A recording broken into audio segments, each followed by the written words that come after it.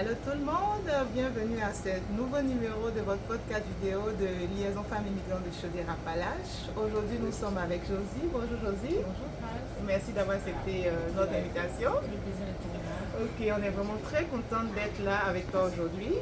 Est-ce que tu peux te présenter à nous? On aimerait bien mieux te connaître. Oui, bien sûr. En quelques mots, je m'appelle Josie Talon, je suis de nationalité camerounaise. Ça fait à peu près 3 ans que je suis arrivée ici au Canada et je suis venue directement ici à Bedford. Je suis venue spécialement pour les études, pour effectuer des études. J'ai eu une admission dans le centre professionnel Le Tremplin, en dessin bâtiment. Ok, J'ai déjà terminé. d'accord, c'est beau ça. D'accord, ok. Donc j'allais te demander juste là, pourquoi avoir choisi le Québec? C'est vrai que dessin bâtiment, tu aurais pu le faire dans n'importe quel autre endroit, mais pourquoi le Québec? Le Québec, honnêtement, avant d'entreprendre le projet de voyage vers le Québec, je n'avais pas vraiment beaucoup de connaissances sur le pays en question, le Canada ou le Québec en particulier. Ok, L'idée m'est venue de ma grande sœur. Ma grande sœur qui une année était venue ici au Québec pour effectuer un stage académique ok. dans son école.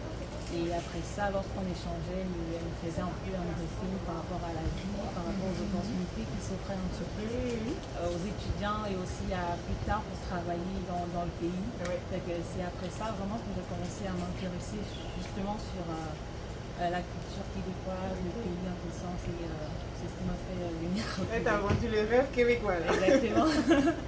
Mais n'empêche que quand on s'en vient, par expérience, c'est pas toujours facile. Il y a quand même des défis, il y a quand même des challenges. Quels ont été les tiens et puis comment tu as su les relever ces défis-là? Oui, oui, effectivement.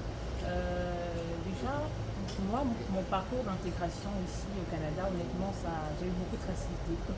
Parce que à mon arrivée, j'ai été accueillie déjà par ma famille à Montréal. Et ensuite, ils m'ont ramenée ici à Bedford, où j'ai été aussi accueillie par un gentil monsieur que je fais un petit coucou s'il regarde la vidéo. Je ne vais forcément pas peut-être prononcer son nom dans la D'accord. vidéo. Et il m'a accueilli, peut-être sans me connaître, et j'étais très, très étonnée. Oui. Il m'a fait découvrir la vie, il m'a donné quelques petits conseils par rapport à comment les gens ont l'approche que certaines personnes ont ici. Du coup, oui. Et pour revenir à la question, les défis majeurs que j'ai eu à rencontrer ici, c'est surtout au niveau du climat hivernal. Ok. Parce que C'est sûr que quand on vient de l'Afrique, c'est le jour et la nuit, quoi. L'hiver par ici, exactement, ouais. exactement. Fait qu'il fait beau pratiquement toute l'année. On n'a jamais pris de température froide aussi extrême Exact. qu'ici. Donc mon premier hiver était vraiment un gros déclic. J'imagine bien. Oui, puisque je me rendais à l'école à pied, je n'avais pas encore de voiture, fait que oui, c'était vraiment un gros défi. Oh là là. Mais je suis arrivée quand même. Je Bravo. suis arrivée. Et aussi, la deuxième chose, c'était plus au niveau de l'expression québécoise. Ok. Parce qu'en venant ici, je me disais qu'au Québec, on parle français et moi, je m'exprime en français. En Donc, français, c'est oui. sûr que ça va être plus facile de m'intégrer, d'échanger avec du monde. Mais au début, c'était très compliqué parce que les expressions n'étaient pas du tout la même chose. Exactement. Il y a le français et puis il y a le québécois. Exactement, exactement. Oui. Donc, mes premières semaines à l'école, je me rappelle, c'était vraiment. J'étais dans un processus d'apprentissage de la langue française et québécoise. Oui, oui. Oui, ça n'a pas été facile, mais on s'habitue. On s'habitue. Ah, ok. Mais vraiment bravo, parce que malgré les hivers, malgré les expressions, tu as su t'intégrer, tu as su t'impliquer. Et là, aujourd'hui, nous sommes dans ta boutique. Oui. Maintenant, parle-nous de ta boutique ou bien des autres projets que tu as déjà entamés ou que tu projettes de lancer. Parle-nous un peu de tes projets. Oui, oui, effectivement, vous êtes au grenier épicerie africaine. Ok. Oui, déjà, l'idée de l'épicerie ici, c'était beaucoup plus pour répondre à un besoin. Oui. Un besoin de fournir aux personnes immigrantes qui s'en viennent dans la région, au vu aussi du flux qui devient de plus en plus croissant dans la ville. Et moi également, j'ai été confrontée à ce problème-là quand je suis arrivée. J'avais vraiment de la difficulté à me procurer des produits. Oui, auxquels on est plus habitué. Exactement, exactement. Du coup, j'ai eu cette idée j'ai d'abord commencé par une petite étude de marché. Que je ramenais les produits dans mon appartement que je proposais un petit peu au monde autour de moi pour savoir vraiment si les autres sont justement dans ce besoin autant que moi. Du coup, au bout d'une semaine, je n'avais plus rien. À chaque fois que je ramenais, du coup, c'est après ça que justement j'ai eu vraiment le déclic pour la boutique. Mais as-tu été accompagné des investissements au niveau de financement à l'extérieur ou bien tu as tout fait sur fonds propres pour ta boutique? Déjà, nous sommes 3 sur le projet. Je ne suis pas toute seule. Oui, nous sommes 3 et on a eu recours au financement auprès des banques pour lancer le magasin. Et en parallèle, je travaille dans une entreprise Polybois ici à Thetford. D'accord. C'est une entreprise qui fait de la menuiserie architecturale pour des institutions et des bâtiments commerciaux aussi.